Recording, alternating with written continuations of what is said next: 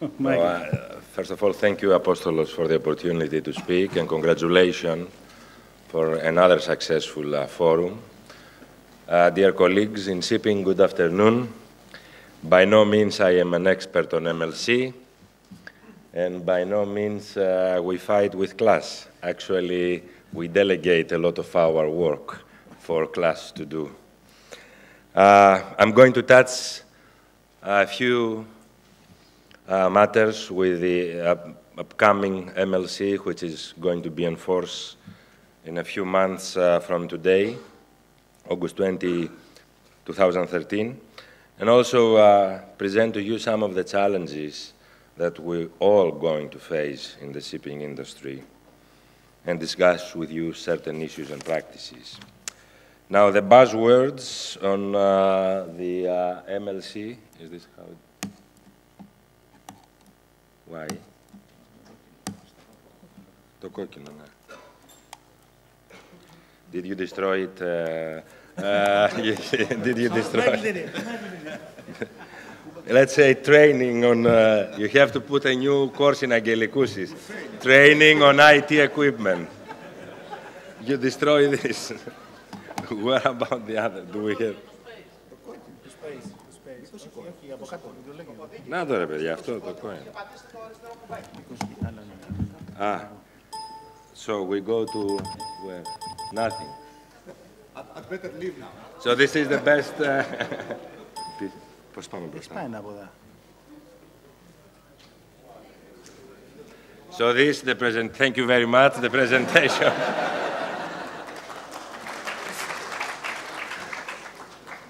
So, how do I go now? This?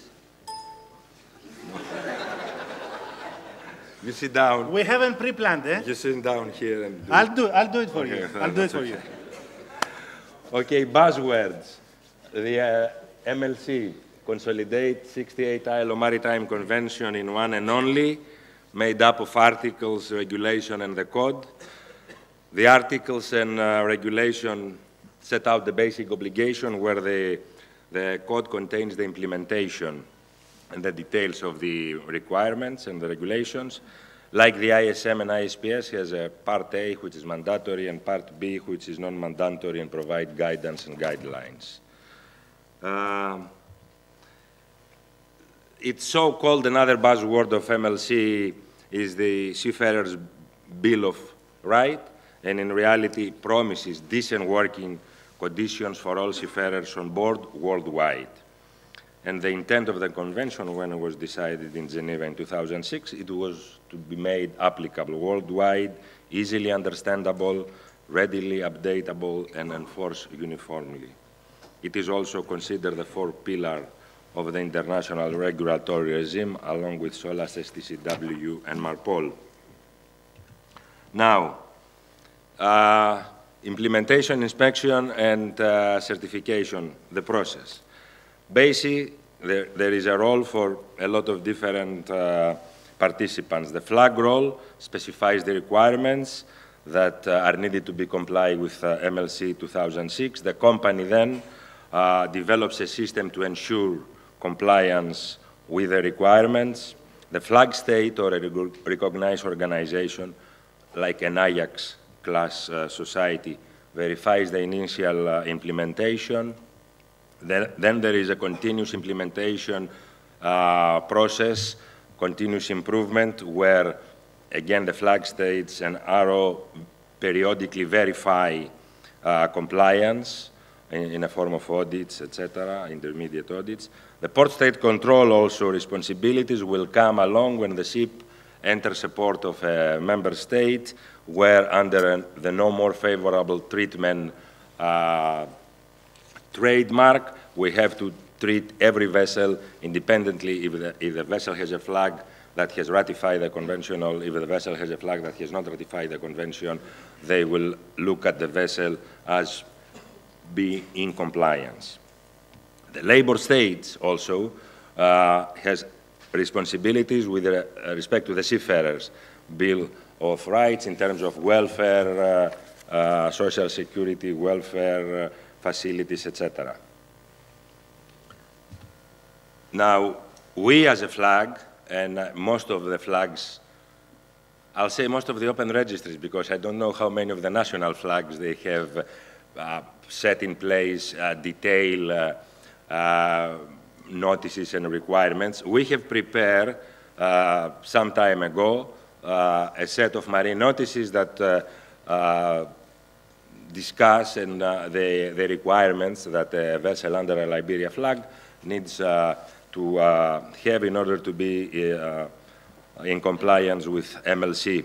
I will not go directly, but we talk about inspection, certification of ships. We have a lot of questionnaires and step-by-step procedures, minimum requirements of seafarers to work on a ship that has the minimum age, the medical information, qualification and training of seafarers, term and condition for employment of seafarers, where they talk about employment agreement, wages, payment of wages, hour of rest and work, etc.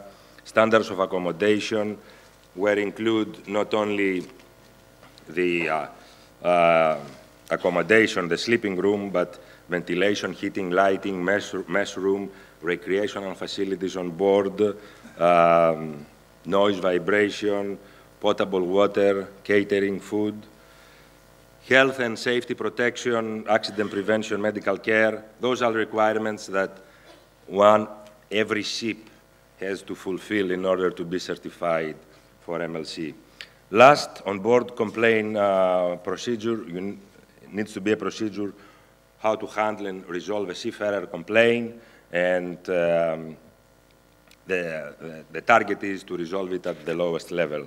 If you can do inside the vessel, that will be best. 30 states has ratified this, so August 20, 2013 is mandatory.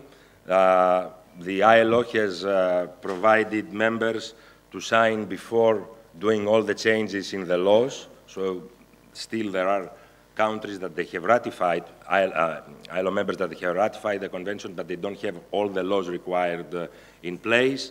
They are doing it, they need to change legislation, but they need to have 3 when they ratified of the 9 branches for the social security benefits. Those social security benefits for seafarers are medical care, sickness benefit, unemployment benefit, disability, old age, family benefit, maternity benefit if you have a female seafarer, etc., survivor benefit, etc. Now, the Seafarers Recruitment and Replacement Center, they also need to be in compliance by August 20 next year. Next, again, the member states, they have to ensure and establish shore-based welfare facilities where they have, it's like places where the seafarers can gather, can get films, resting, newspaper, meeting, recreational facilities, and also every member state that has ratified needs to have policies to promote maritime employment. In addition to that, they have to have ongoing training programs for the seafarers.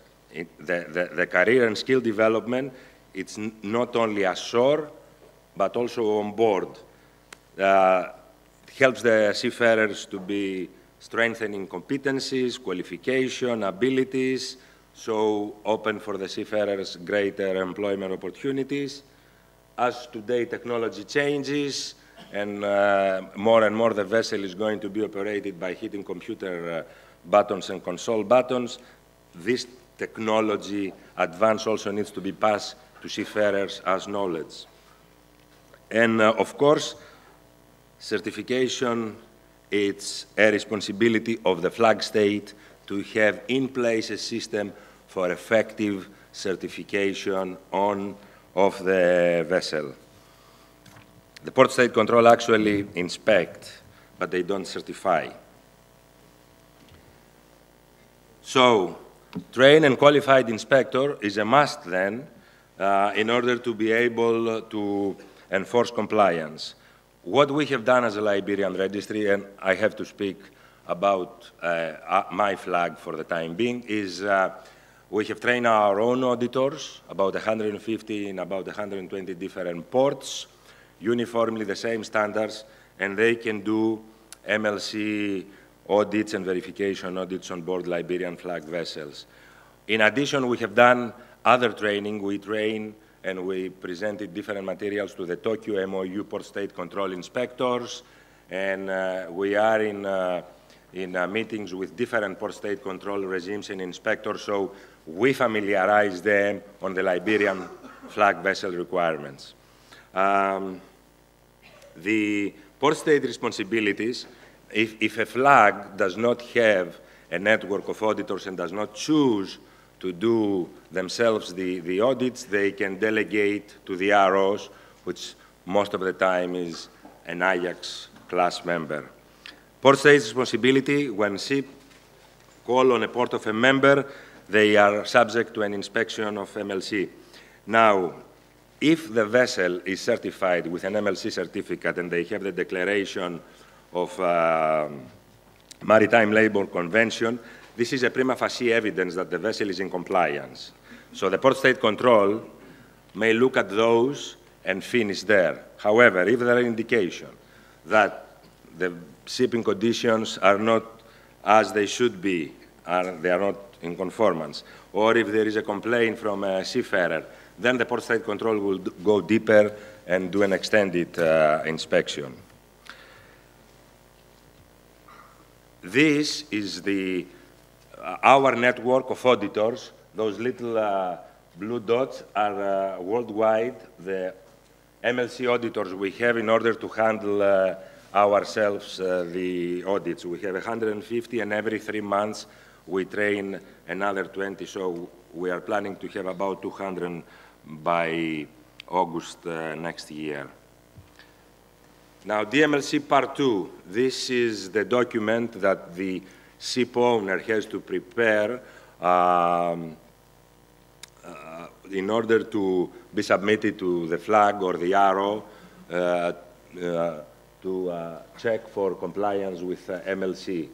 The DMLC Part 2 review and approval, it will be mandatory to be done by us for the Liberian flag vessels, because we want to ensure first consistency, second and efficiency. So that means doing them promptly, because as you heard in the morning, there are 35 or so thousand vessels worldwide that they, more or less, they have to be in compliance by August next year. The certificates, by the way, the MLC and the declaration of MLC are public records. This is part of the convention, and any legitimate organization may ask for a charter or a seafarer organization may request, and you have to release it. Now, and also the ILO is expecting an annual report of what you have done within 6 months. This will be required by the flag, if the flag handles the case, or by the RO, if the RO handles the case. I mean, the public record and the reporting. Now, the DMLC Part 2, we have some samples. They are also on our website. And again, I speak only for the Liberian registry. I'm sure Marshall Islands have their own and other flags have. I know several flags that have done their homework. Now, those are the 14 matters to be addressed one by one. You can read those, or you can find on our web, but it goes all the way, and in our case, we have the onboard complaint procedures. We have samples for this on the web in case you would like to see. Don't worry. 1 minute, eh? 1 minute. Okay. We did talk about this, either the flag or the ROs. Now, ITF involvement. If a vessel is certified and properly maintain the MLC certificate and the conditions on board, the ITF role will be rather reduced on checking collective bargaining agreement and providing welfare activities. If not, then what is going on today will continue to be going on. Now, there are some challenges here for the ship owners The ship owners have to ensure that if they have seafarers from non-party states, that the recruitment and placement center, they comply with the MLC. They have to understand that there is no more favorable treatment if the flag of their vessel has not ratified the convention, and they have to understand that all seafarers on board the vessels, they have the right to working and living conditions, safe, secure, good standards, etc. The last two slides is what is going to happen with amendments. We are early in the implementation process. As time goes by and we implement and we certify vessel, are there going to be amendments? An example, there are new standards and new requirements, for instance, health and safety, noise, vibrations. There are not uniformly accepted standards on voice and on noise and on vibration. And also, there are a few other items like financial security for repatriation. You heard it in the morning due to abandonment. There are some IMO, ILO joint industry group that they are working to provide certain items and also proceeding to war zone. The P&I clubs, they are putting together a new coverage that in the certificate of entry that will include things like that. Now, the term seafarers also has some interpretation. We have decided as a flag not to put the label seafarer to any pilot, port worker, guest entertainer, ship inspector, repair, maintenance crew, and all of that. So that is excluded from the MLC. You can find that in our website. Also, the master, we have owners now that they have asking us questions. Can we exclude the master from the rest hour requirements? No. Well, there is a provision that if this is part of the collective agreement, maybe you can do, but this is still under consideration. And especially in Japan, where you have the master almost 24 on the bridge during pilotage. So there is no rest hours for the master in that area. No matter what, transparency is the utmost important for this MLC, and also no matter what, confidentiality on a seafarer base is very important too, because if the seafarer files a complaint and wants to be confidential, for instance, if the seafarer comes to a state or to an RO and files a complaint and wants a request confidentiality, this you need to respect.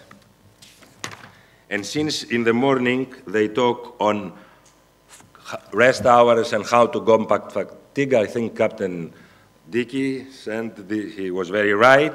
So those are, and Apostolos talk on the requirements, doing the math calculation. This is going to be a challenging task on board the vessel, and the port state controls, they are going to look mostly on the rest hours of your crew. You can choose your schedule on rest hours, or you can choose your schedule on work hours on board for the entire crew. You have to be consistent. You cannot jump 1 month in one base, the next month. It has to be consistent for the vessel. But this is something that the port state controls, they will concentrate. Also, this is what rest hours mean and how they qualify. But for emergency and call out, if somebody has to work during his rest hours, you have to give immediately compensatory time for that. I was in a company, shipping company yesterday, a big tanker company that they have vessels chartered by some major. And they told me, look, I'm already increasing my money. So if Gourdomichalis was here and I don't know, he said, MLC is costing me because I have to put 3 navigational watch officers and occasionally a second chief officer because the loading and unloading I have to do in these different terminals of sales, it has to be so fast that I have to kill my guys. So I'm increasing the money on board the vessels, which means I spent more money out of my pocket in order to be in compliance with MLC and the vessel operation. And also the charterer, what they will do if you want to be in compliance as a ship owner. Will they take your ship off hire if you want to give some rest hours to your crew? So that's actually more money to you. So, and this is the end, I think there is still some way to go, and we do think that practice may drive to amendments in certain areas of MLC code. And thank you very much, and I apologize for being 1.5 minutes late.